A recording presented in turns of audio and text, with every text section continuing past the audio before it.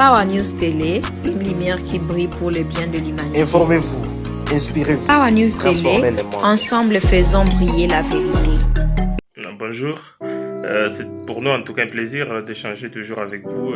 Aujourd'hui nous allons parler sur l'unité africaine par rapport aux esprits éveillés qui militent pour la libération de l'Afrique. Alors, je ne sais pas vous personnellement, qu'est-ce que vous pensez? Est-il important d'évoluer en solo ou c'est mieux de créer des équipes ou une organisation qui parle du panafricanisme? Alors, je ne sais pas vous personnellement, vous trouvez qu'étant seul, je pense que c'est un échec puisqu'il vaut mieux deux qu'un.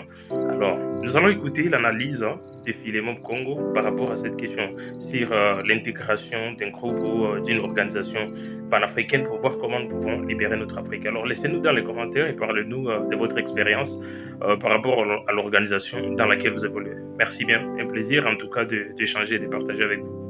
Bonjour camarades, je m'appelle Bukongo Sabwanda, je suis Premier ministre du mouvement révolutionnaire pour la libération de l'Alkeboula, une organisation révolutionnaire panafricaine qui œuvre pour la libération complète totale des Africains et de l'Afrique, ainsi que la construction d'une Afrique libre, unie et socialiste.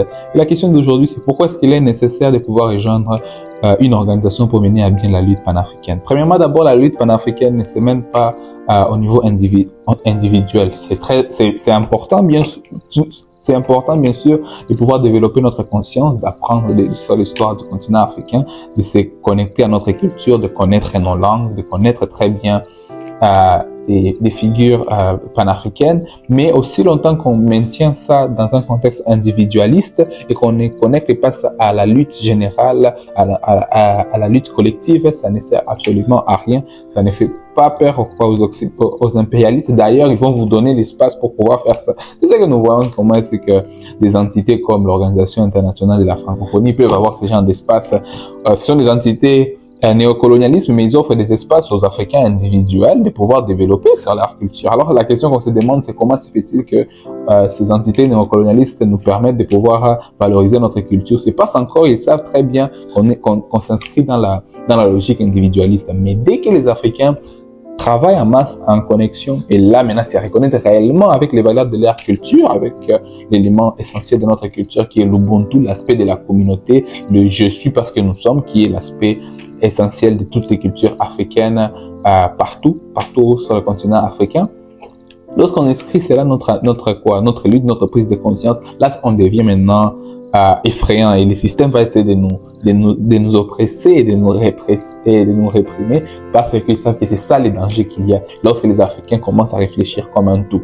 Voilà pourquoi il est d'abord premièrement important de pouvoir rejoindre une organisation parce que ça nous offre ce cadre-là de collectivisme. Deuxième élément, c'est parce que ça nous offre aussi des objectifs clairs et concrets parce qu'on ne veut pas se mettre dans un mouvement sans comprendre à quoi réellement ressemble le panafricanisme. Beaucoup de gens essaient de définir c'est quoi le panafricanisme, certains ne savent pas et certains confondent ça avec le capitalisme noir, certains pensent que c'est l'exploitation des autres Africains, ils pensent qu'être panafricain c'est dire n'importe quoi contre les Européens. Les Européens, ils peuvent te donner l'espace aussi de pouvoir dire tout ce qu'ils veulent. Parce que d'ailleurs, ils vous donnent des interviews dans leur propre chaîne. Donc, ce n'est pas ça être panafricain. Être panafricanisme, c'est à travers les actions. Être panafricanisme. Et le vrai objectif panafricaniste, c'est la libération complète du continent africain de l'impérialisme et du néocolonialisme. Les deux sont complètement liés. Et bien sûr, ça doit s'inscrire dans une logique socialiste scientifique. Ça, vous ne pouvez obtenir ces objectifs qu'à travers une organisation